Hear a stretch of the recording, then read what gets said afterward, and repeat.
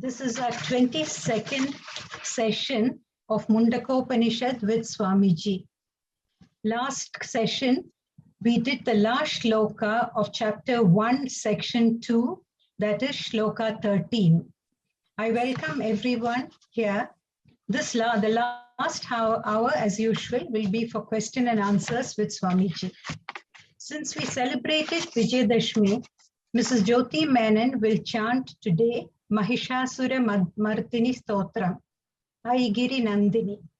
This stotram is of great significance during Navaratri. It is composed by Adi Shankaracharya and extols the different Shaktis of Devi. This stotram is said to bring peace to the devotees and removes all fears, sadness, and obstacles. Mrs. Jyoti will now chant the first 7 shlokas of the 21 stanzas of Aigiri Nandini. Jyoti.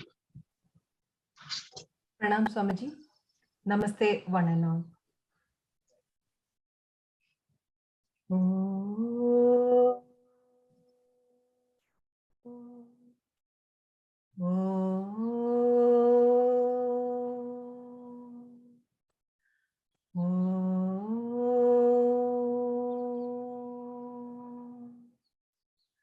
Vakratunda Mahakaya Surya Kodi Samaprabha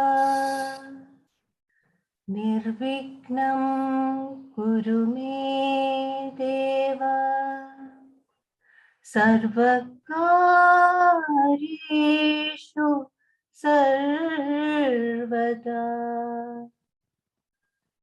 Saraswati Namastubhyam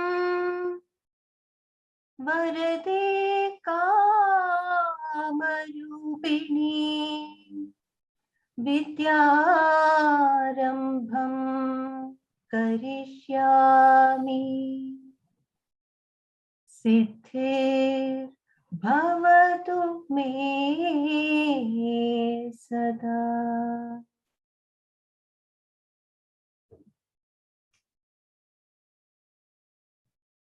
Aigiri Nandini Nandita Medhini Vishwavinodini Nandanute Girivara Vindhya Shirodhini Vasini Vishnu Vilasini Jishnunute Bhagavati Heshiti Kandha Kudumbini Bhuri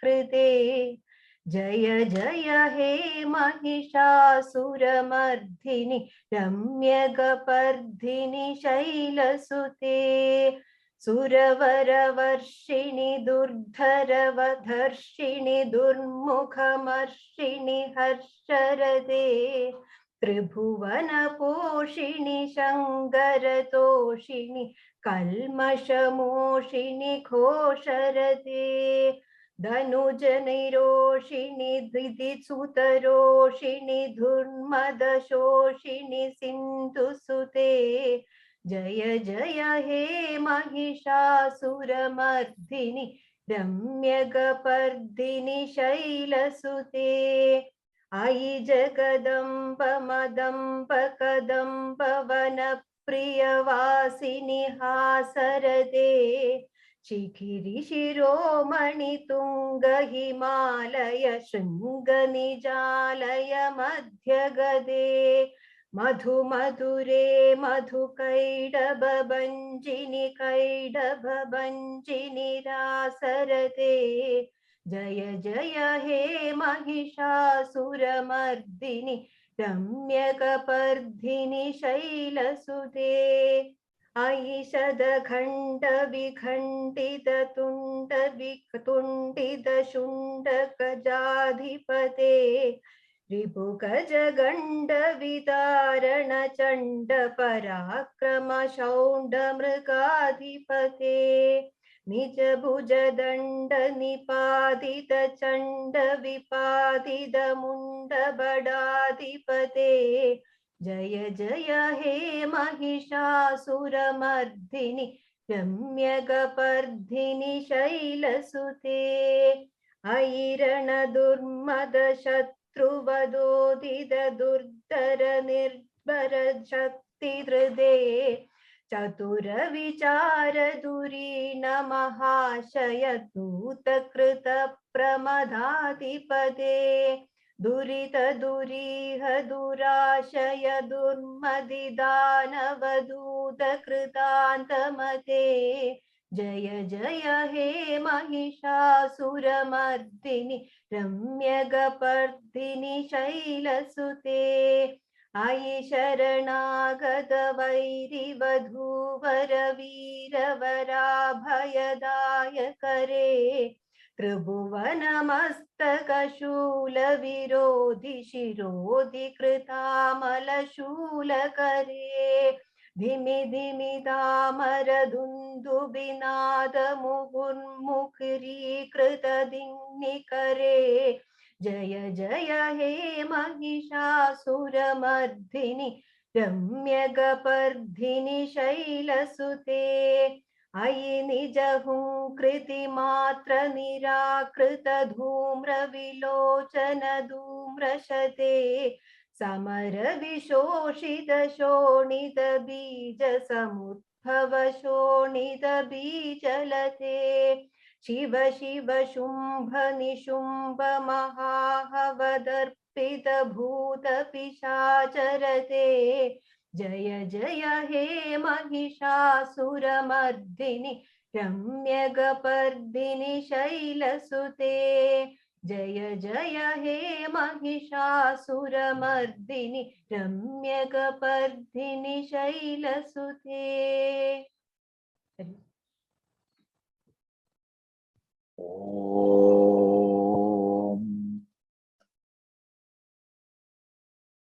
गुरुर्ब्रह्मा गुरुर्विष्णु गुरुर्देवो महेश्वरः गुरु साक्षात् परं ब्रह्म तस्मै श्री गुरवे नमः। ओम सदाशिवसमारम्भाम् शंकराचार्यमध्यमाम् अस्मदाचार्यपर्यन्ताम् वन्दे गुरुपरम्पराम्। ओम भद्रं कर्णेभिः शृणुयाम देवाः भद्रं पश्येमक्षभिर्यजत्राः स्थिरैरङ्गैस्तुष्टुवांसस्तनूभिर्व्यसेम देवहितं यदायुः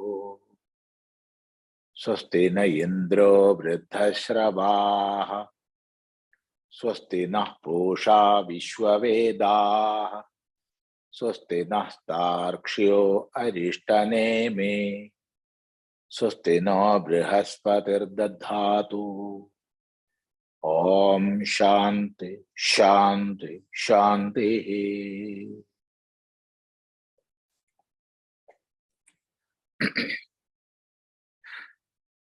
In this Mundakopanishad studies,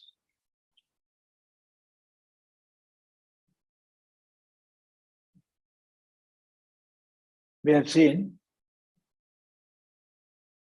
the 12th mantra of the first khanda of second khanda of first Mundaka. I think we have completed that. In that, before entering to the next Mundaka, that is second Mundaka,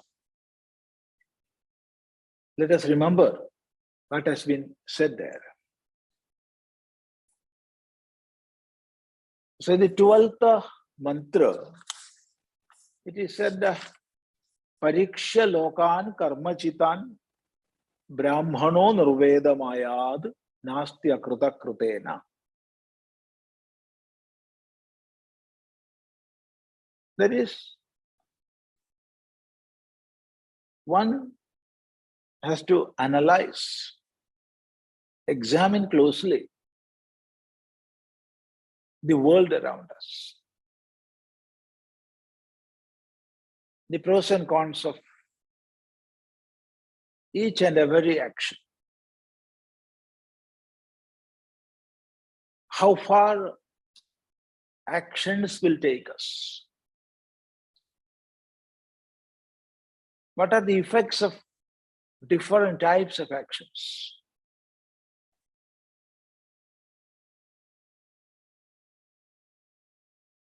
And how long that will survive.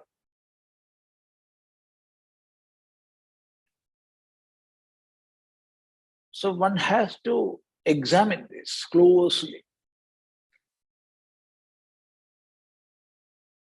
If one is ready to do that impartially, that is the main thing. What happens is whenever we start learning or examining the world around us, we will become a part of it. If we are becoming a part of what is being analyzed, our inference will never be correct.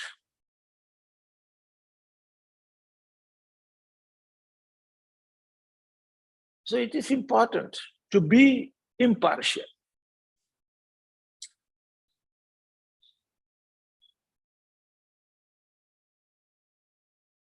If one is ready to do such an examination, then the hollowness of the world, the temporary nature of karmas, actions, and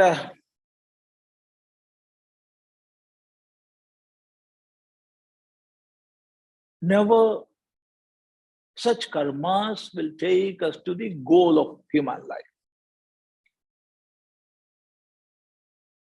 All these ideas will become clearer and clearer. And that will make one detached from the world, detached from the karmas.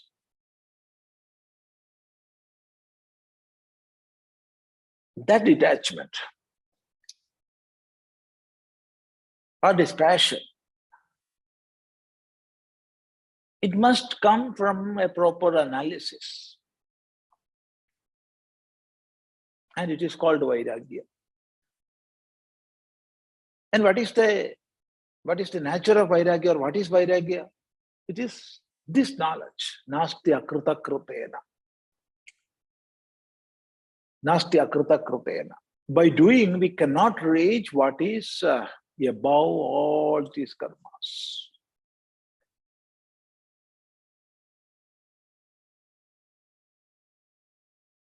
Nasti Akruta Krutena. Then naturally that eagerness to know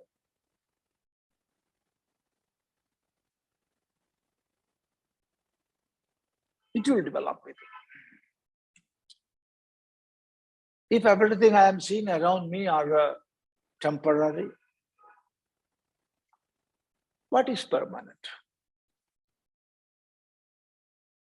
If everything is coming and going, always moving, what is the substratum which is immovable? What is that?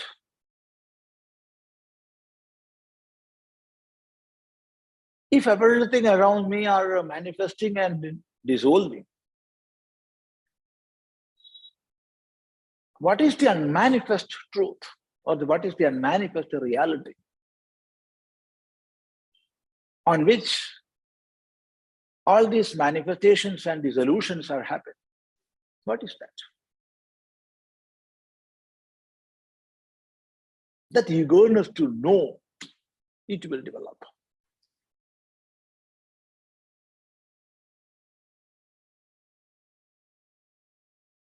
When it is developed,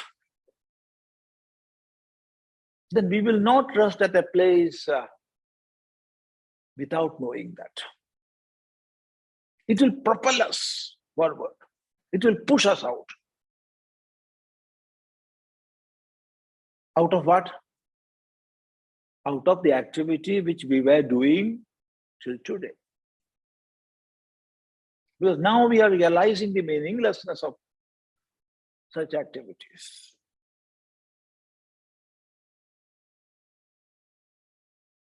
So in search of that ultimate reality,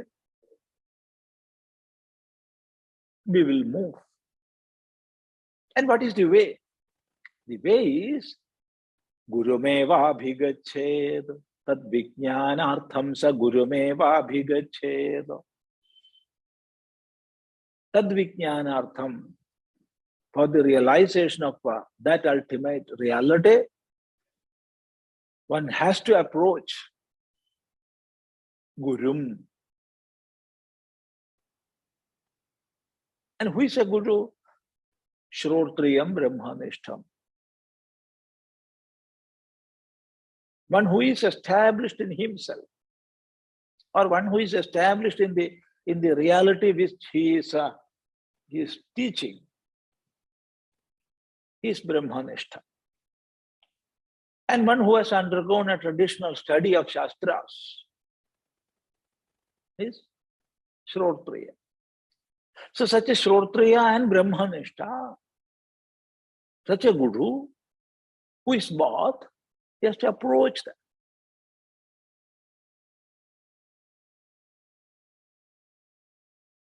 Ready to surrender. That readiness to surrender at the feet of Guru is shown here as Samit Panihi.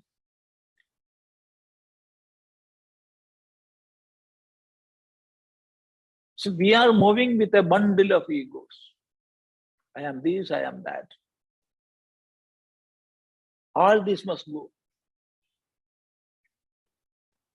And the only way is to surrender at the feet of one who has risen above these petty egos.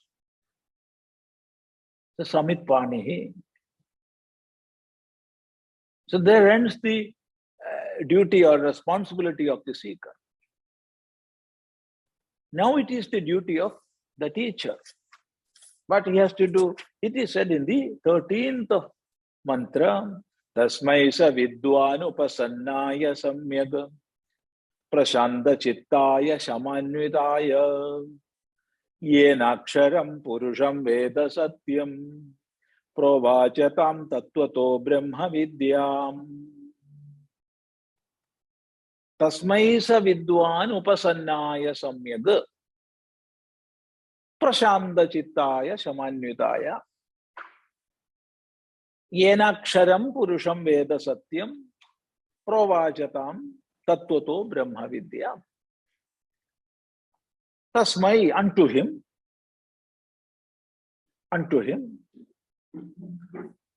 saha vidwan, that scholar who is referred to as Shrotriya and Brahmanishta. That teacher, Savidwan,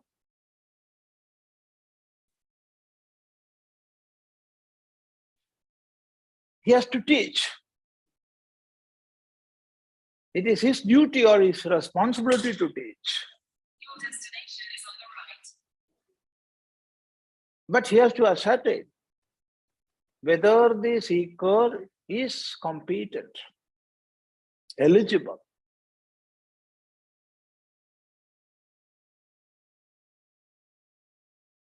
So he is Upasanna now. Now he is Upasannaha. Upasannaha means one who has approached in the traditional way. There comes the question, what is the traditional way that we have to see? However, he is Upasannaha. And how he is Upasannaha? It is said here, Samyag, in the best way. Samyag, in the best way. And he must be Prashanta Chittaha. That is why it is said Prashanta Chittaya. Prashanta Chittaya means unto the Prashanta Chitta. And Shamanyutaya. Shamanyutaha. So these are the qualifications here. One, he must be Prashanta Chittaha. And he must be Shamanyutaha. And of course, he must be one who is Upasannaha. So this, the Guru will ascertain. So Upasannaha means one who has approached in the traditional way.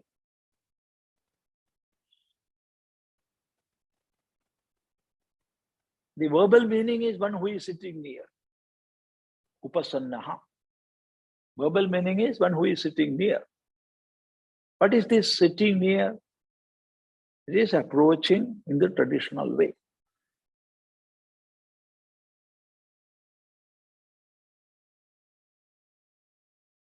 In the Bhagavad Gita, it is said, Tad vidhi pranipatena pariprasnena sevaya. Tad vidhi. You know that. Tad vidhi. You know that. How? Pranipatena. Pariprasnena. And sevaya. Seva is serving the Guru. Pariprasnaha. Pariprasnam is asking according to situations and showing one's own eagerness to know.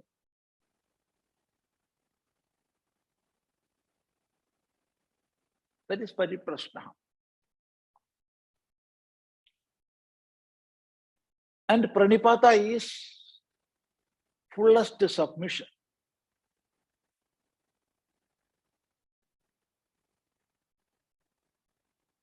It is fullest surrender. Pranipada, the verbal meaning is doing prostration. You have to prostrate before the Guru. Prostration is not something physical. When we are doing that, physically, it is only a physical exercise. It's a physical exercise. Surya Namaskaraha. Physical exercise. Of course, there are much more within that. More subtle meanings are there. But still it is physical exercise. That is not Pranipata. Of course, Pranipata is doing that prostration physically, but the internal meaning is much more.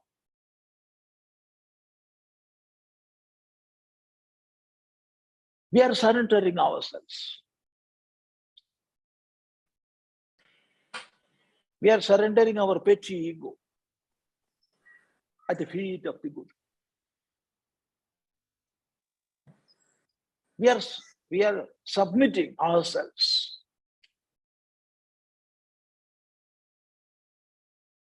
Lead me. I don't know the way. It's up to you to lead me. You know me better than me. Because I am viewing through my petty ego. It is colored.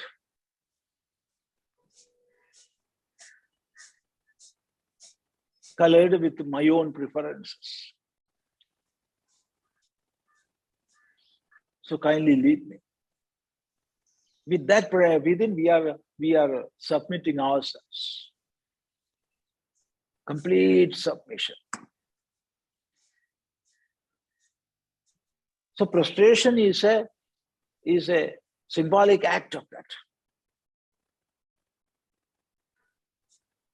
That is the first way. Tad vidhi pranipatena, pariprasnena. You ask again and again, considering all the situations.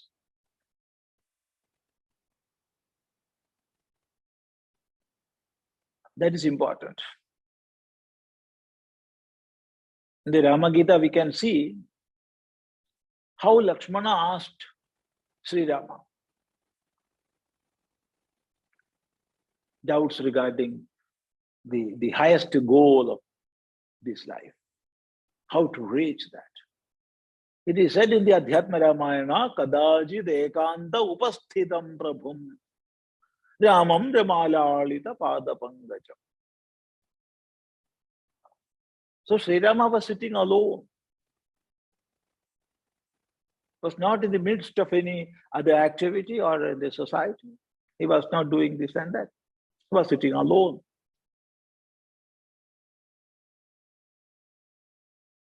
It is the time. If Sri Rama was doing some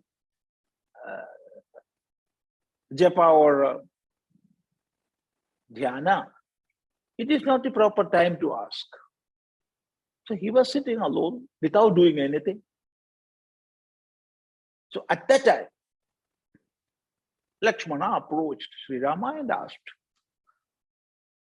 So considering the situations and circumstances, we have to approach the Guru.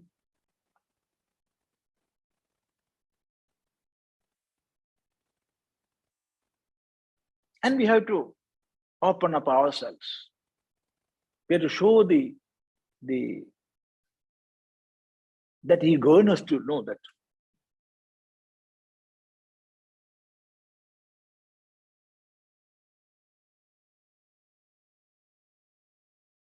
I do not have any other goal in this life. No other considerations at all.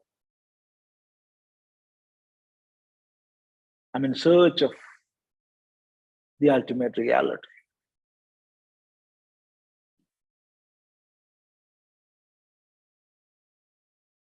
And for that realization, I have surrendered myself. So lead me. Pariprasnaha. Then seva. Seva is serving the Guru. That also differs.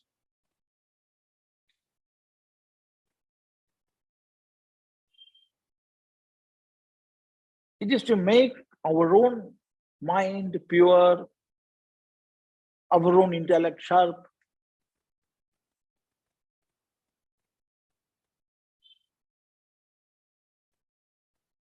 For that we are doing seva. Bhagavan is asking us to know the truth, the reality through this pariprasna, pranipata, and seva.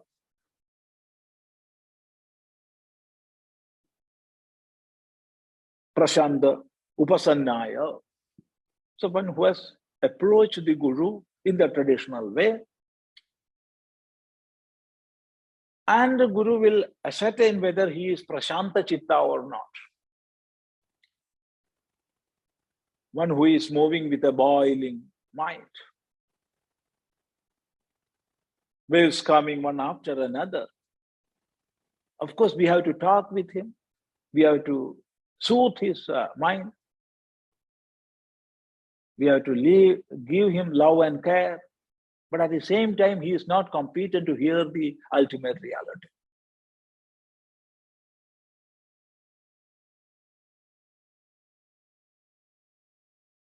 With him, we can discuss things about dharma, rules of the world, and give instructions on upasana. All this can be done. But we cannot teach him the highest, because he is not fit to have that. And therefore, Guru has to ascertain whether he is prashanta chittaha, is calm within. Prashantaha. One whose mind has become calm and quiet.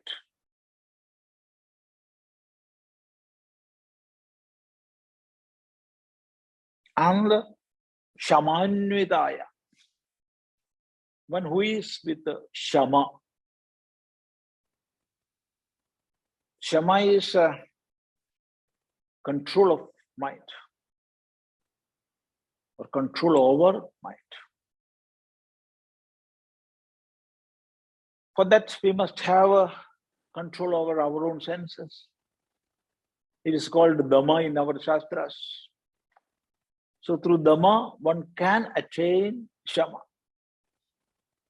So when one is said to have Shama, he invariably will have Dhamma also with it. One without Dhamma cannot have Shama.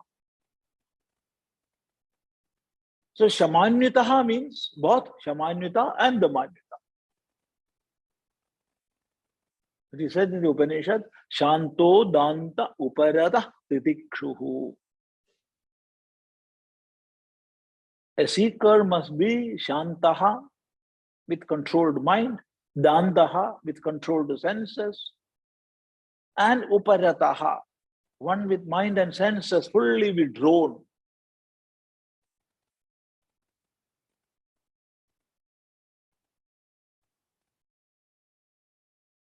And Titikshuhu, one who is accepting the dualities of this world or dualities of this life with equanimity. He is Titikshuhu. If pain is there, pleasure will or must be there. If there is pleasure, pain will come.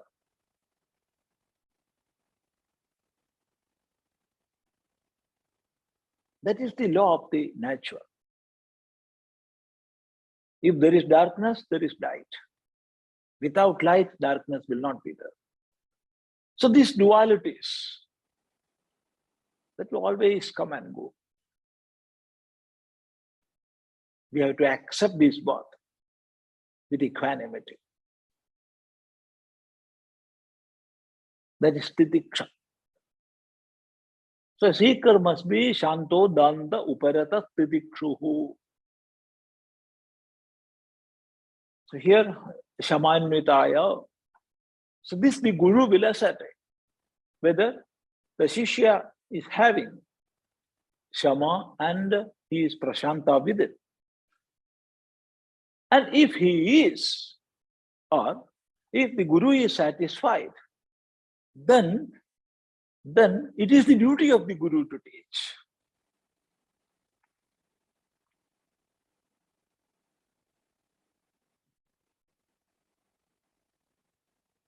If the seeker is not fully Prashantaha or Shamanyutaha, Guru will instruct you. You do this, you do that. To have that Prashantata, to have that Shamanyutatva, you go and do this. You have to serve the world. or you have to do puja, you have to do patha, or you have to work in the world.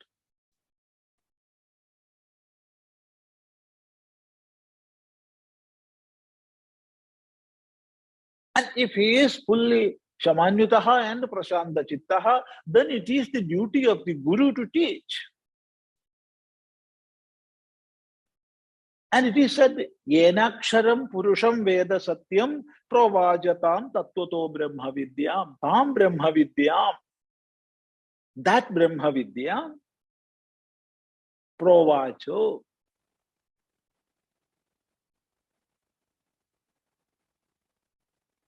The verbal meaning of Pravacha is said, spoke. It is the past tense.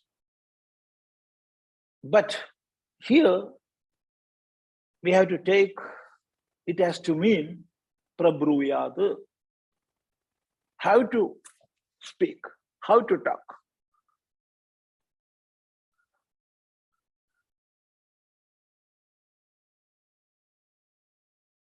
Because we cannot take it as to mean the past tense.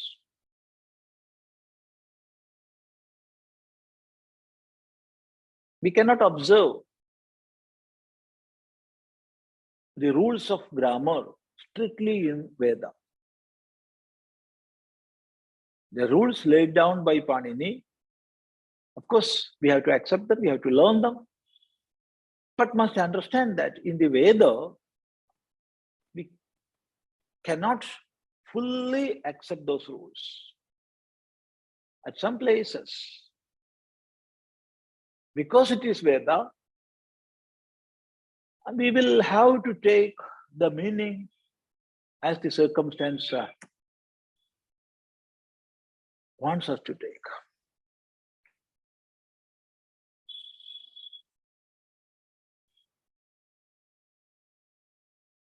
So here, Provacha means how to teach. We cannot take it as to mean taught. So the Guru has to teach. What he has to teach? Brahma Vidya, knowledge of the Brahman. The beginning it is said, Brahma Vidya, Sarva Vidya, Pradishtha. It is the very base of all branches of knowledge. Brahma Vidya is the very base of all branches of knowledge. Branches of knowledge are many, innumerable.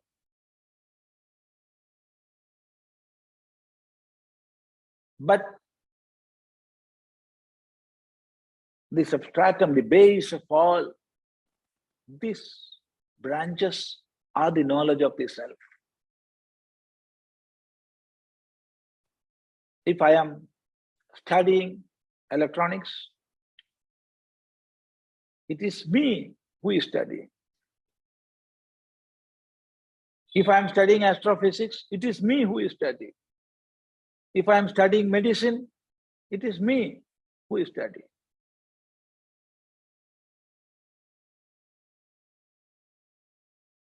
So who am I? What is my real nature?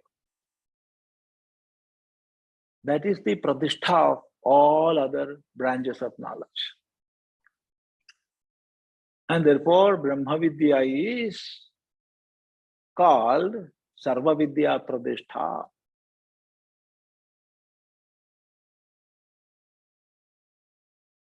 That Brahma Vidya, Provacho, has to teach how Tattvataha, as it is. Tattvataha, as it is. Clearly.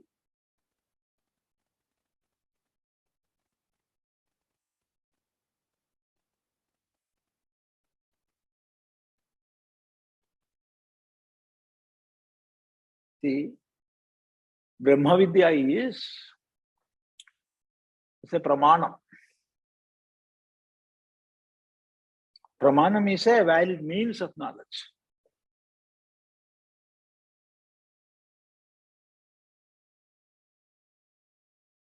If we are telling some stories, we can make many twists, our own twist, because we are telling a story. But in the case of pramana, it is not possible,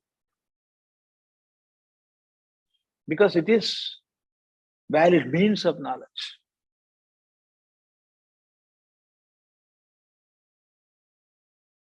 It will have that precision within. 1 + 1 = 2. It is true everywhere. When I am adding 1 + 1, sitting in America or India or Australia or Africa, it is 2. At some places it is 2, at some places it is 3. No, if it is so, it is not valid. So pramana is the same everywhere. The very basic nature or basic quality of a pramana is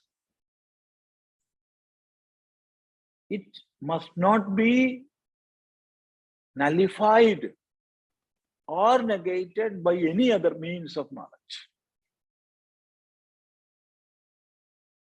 That is the basic character of pramana. Anya pramanaihi abadhyatvam. Anya pramanaihi abadhyatvam.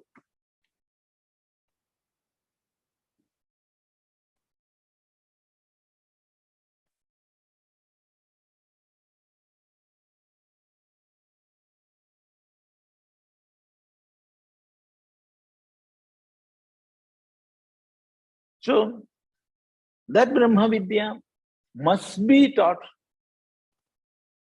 tattvataha, as it is. There is nothing to be added, there is nothing to be deleted, deducted.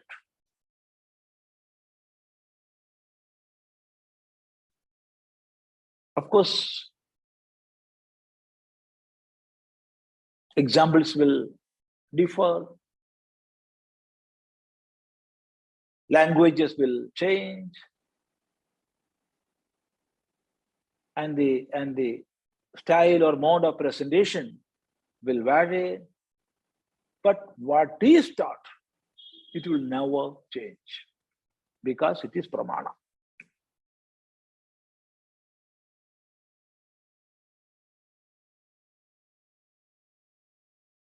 It is one everywhere.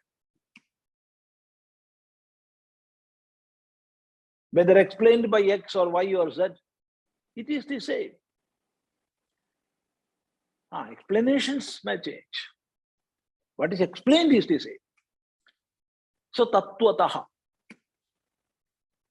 he must teach that student, that seeker,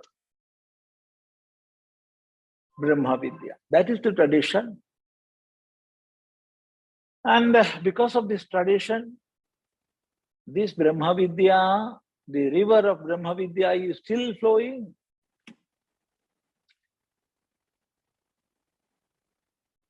How it was flowing thousands and thousands of years back. In the same way, it is flowing now also. And after 1,000 years, it will flow. That is because of this tradition.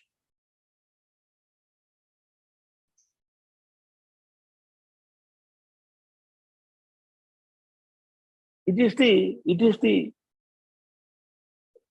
tradition of teaching.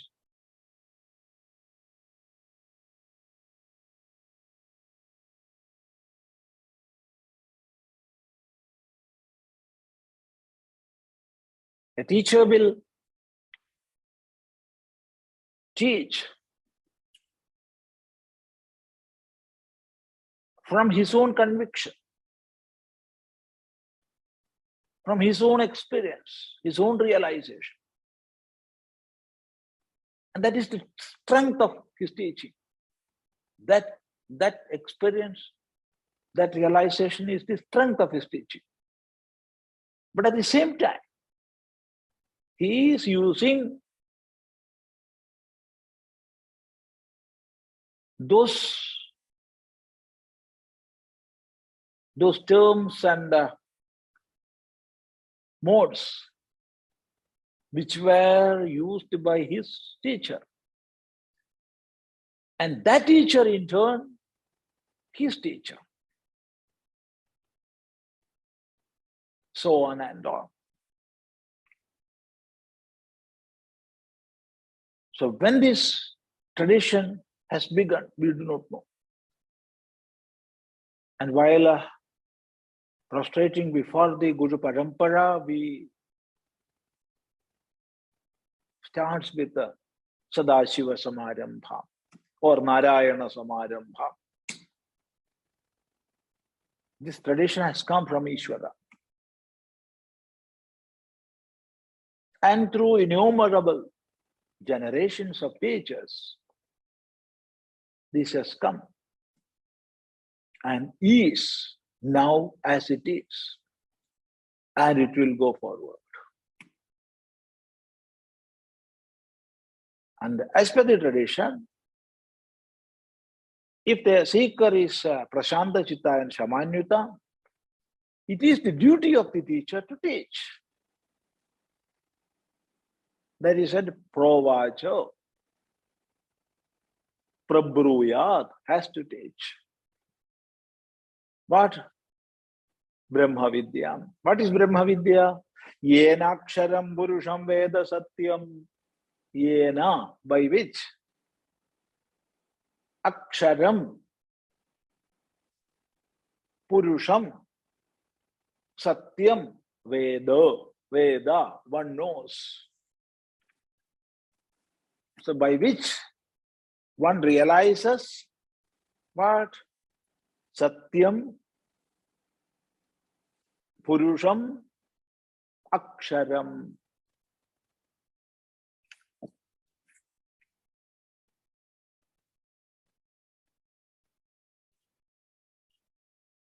Purusham.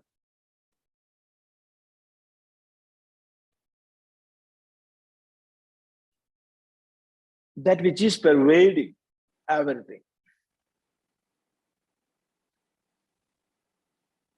That which is pervading everything. That is Purusha. By whom everything is full, he is called Purusha. Purnam anena sarvamiti Purushaha.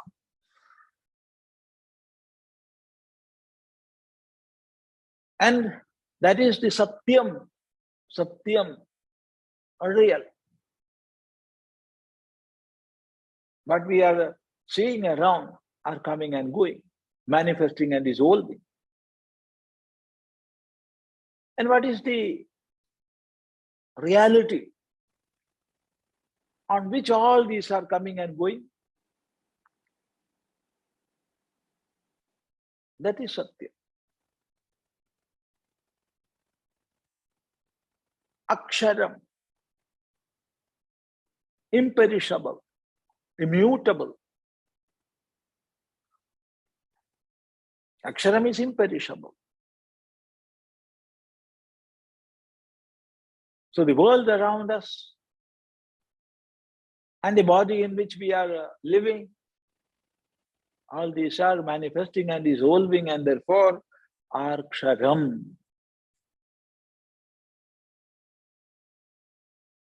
There must be a base, a reality, a substratum, which is Aksharam, imperishable, immutable, immovable. That truth is realized through this Brahma Vidya. So that the teacher had to teach after ascertaining the eligibility of the seeker. So this is the meaning of this mantra, and there ends the first Mundaka. Now we can enter into the second Mundaka. Thing that we can do in our next sitting.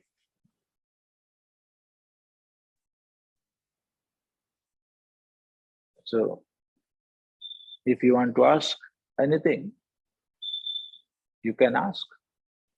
If I know, I will reply.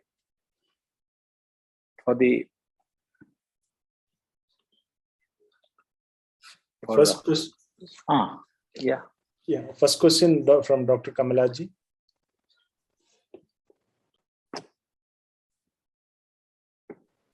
Please unmute and ask. Pranam Swamiji. Namaste, namaste. Yeah, Swamiji, you just mentioned in the beginning that this should be analyzed, we not as a partner. I mean, the analyzing person should not be a partner or taking part in this analysis. Can you just explain a little more detail about it? Yeah. See,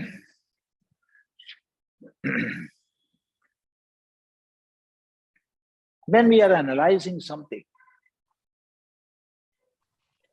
our analysis must be objective as far as we can. When we are a part of the problem, take a problem, whatever be that. We are analyzing that problem. Why we are analyzing? To reach at a solution. And we are a party. If we are a party, we cannot or we will not analyze that impartially.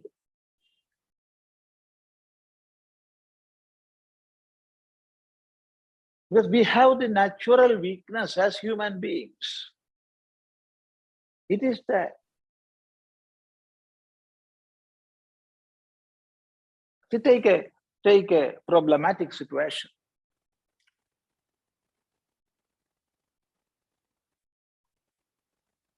We will always put or we will always blame the other party.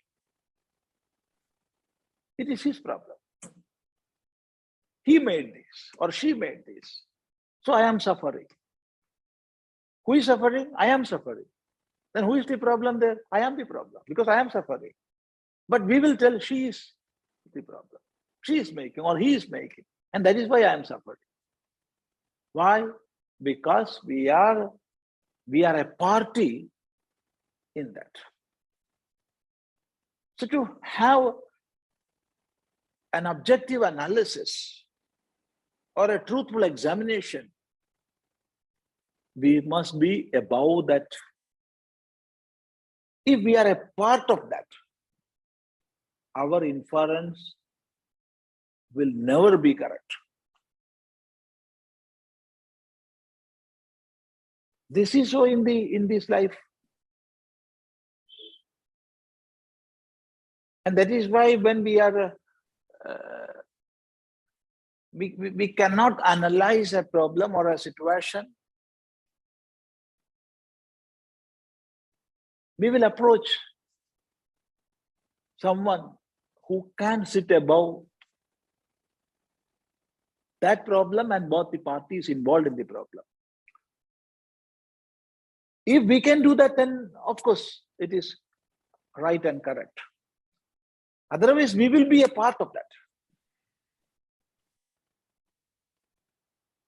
So while observing this world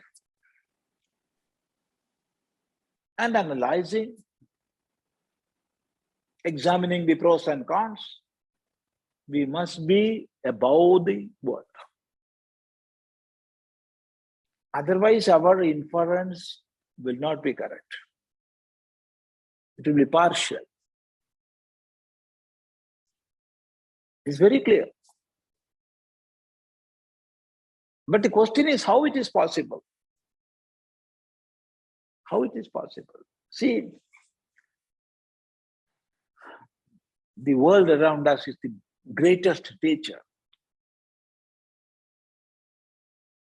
Day by day, it is giving us newer and newer lessons. And we are learning. If we are ready to learn,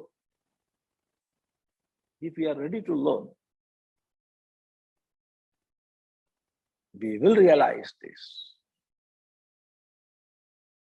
I cannot find out a solution because I am a party in this problem. But what happens many a times? We will not accept this fact. Because we are considering ourselves as great knowers. What I am seeing is correct. My vision is correct. That is the egoistic vision. And that is why it is said, we must be above board. If we are a party, our inference or our conclusion will not be correct and right. It's very clear. Namaste. Namaste. One more doubt actually. Uh-huh. Here it is about the karmas we are analyzing. Yeah. Then the karmas are, when we analyze, as we are the part of the Prakriti and the Prakriti's karmas belong to them. So we will be a part, and that way, if we have to understand. See, yeah. See, we are analyzing the karma and the karma bhala, the actions and the results of such actions. These actions we can broadly divide into two, that is Laukika and Vaidika. That connected with the world and that which is instructed by the Veda. Loka Siddham and Veda Vihitam.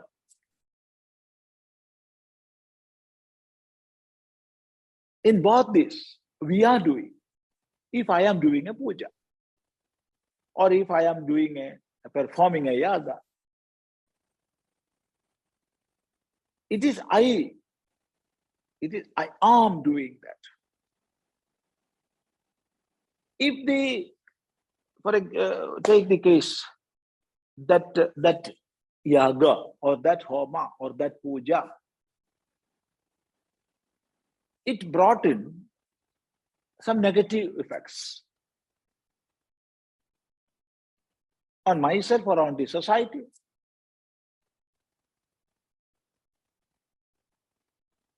Who did that? I did that. So I will blame others. Why this happened?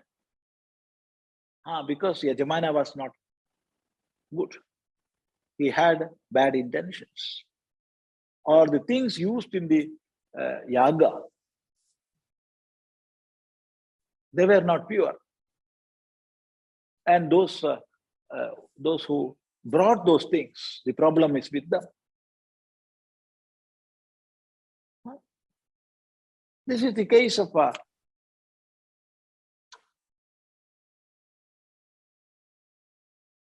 Vaidika. Same is the case with the Laukika. See, if there is a problem, there must be or there will be an epicenter.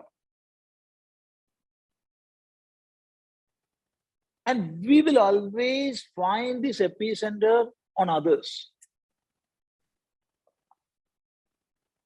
He is the very center of the problem. He is creating all these things. Why? I am great. I cannot commit mistakes.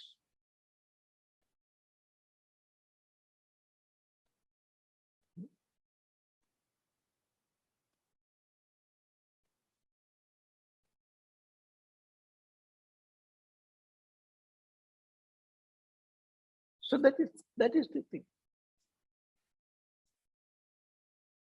So parikshya lokan karmachitan brahmano nirvedamaya. After examining this world and the karmas, one has to have that dispassion or a detachment. So that analysis must be impartial. Our analysis of this world around us must be as objective as possible. That is the meaning. Namaste. Namaste. Next question is from Nirmala ji. Namaste, Swamiji. Namaste. Namaste. Swamiji, as students, when we listen to a teacher, what happens is sometimes in our minds, the line between the teacher and what is taught blurs. Is that right? Or is it okay to feel that, or should we keep it as two separate things? See, when we are speaking about Vedanta, there is no difference between the teacher and what is being taught.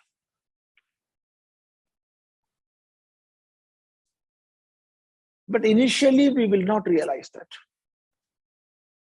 In the initial stage, we will consider our teacher as the teacher and the subject matter as Vedanta, what is being taught by the teacher.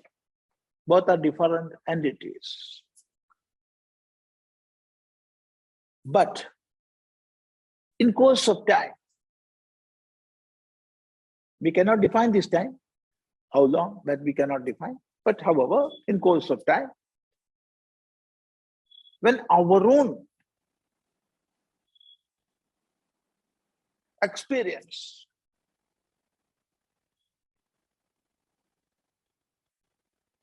that develops within, or it comes within, it is then we will realize there is no difference between Guru and Vedanta. The teacher and what is being taught. There is no difference. And that is realization.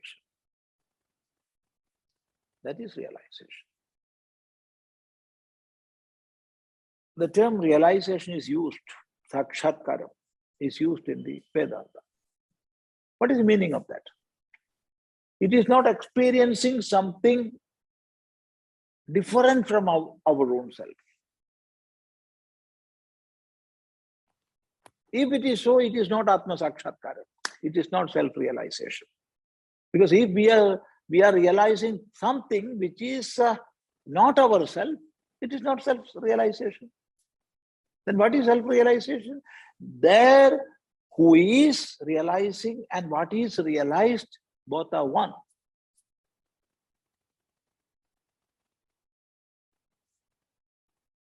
And in the Vakya Bhashya of Kenopanishad, Bhagavan Bhashyakara, Shankaracharya, he is showing or he is explaining what is realization. There it is written, Pratyatraya ekatra sangatihi. That is ekatra sangatihi, unifying at one place. It happens of what? Pratyatrayanam. What is this Pratyatraya? One, the Guru is teaching. Second, Guru is teaching Vedanta. So Vedanta, which is taught by the Guru. And my understanding, these three things are there. Three are different. Guru is different. And what is taught by the Guru is different. And my perception, my understanding, it is different. But in course of time, through Shravana, Manana and Nididhyasa, we will realize there is no difference at all. So these three are becoming or merging into one. Pratyaya Trayanam Ekatra Sangatihi Bhavati. So there is no difference. Now we are realizing Guru Sakshat Param Brahma. Earlier we were chanting that. Guru is one who is teaching about Parabrahma, the teacher of Parabrahma. That is the Guru. But now we are realizing Guru is verily what is Parabrahma. Guru Sakshat Parabrahma. Now that difference has gone. So now my experience, teaching of the Guru or words of the Guru and Shastra, all these three has become one. But in the initial stages, of course, there is no doubt, there is difference. This is the case with Vedanta. But with other Shastras, there is difference. Because Guru is separate or he is different from what is being taught. If Guru is teaching economics or accountancy or commerce or electronics or whatever be that, he is not that economics. He is a scholar in economics. He is a knower of accountancy. That's all. So both are different. If he is teaching medicine, he is not medicine. He is not medical science, is different from him. But here in the Vedanta, what is being taught and who is teaching, there is no difference at all. Because here the subject matter is what is above all subjects. Neither it is the object. That is why in the Vedanta it is an aparoksha anubhava, not paroksha, not pratyaksha. So it is neither subject nor object. It is the self, which is above the subject-object differentiation. So this is the answer. Namaste. Swamiji, this itself is said in the Dakshinamurti Stotram, Sakshat Tattvamasi. Yeah. Sakshat Tattvamasi iti Prabodayati. Veda Vajasa. Yeah. Veda Vajasa.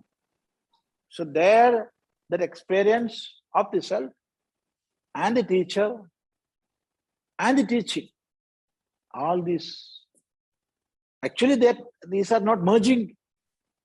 They were one, but that realization was not there. Now that realization has come, now they are merged.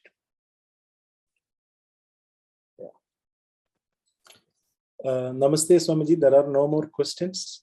That is very good. That is happy news. That's a happy news. So today we can conclude. Namaste. Om Bhadram Karnebhi Shrunuyama Deva Bhadram Pasye Makshabhiryajatra Sthirairangai Stushtovam Sastanobhir Vyashema Deva Hitam Yadayuhu Swastena Indro Vriddhashrabah Swastena Pusha Vishwavedah Swastena Starkshyo Arishtanemi Swastena Brihaspatir Dadhatu Om Shanti Shanti Shanti Om Gurur Brahma Gurur Vishnu Gurur Devo Maheshwaraha Guru Sakshat Param Brahma Tasmai Shri Gurave Namaha.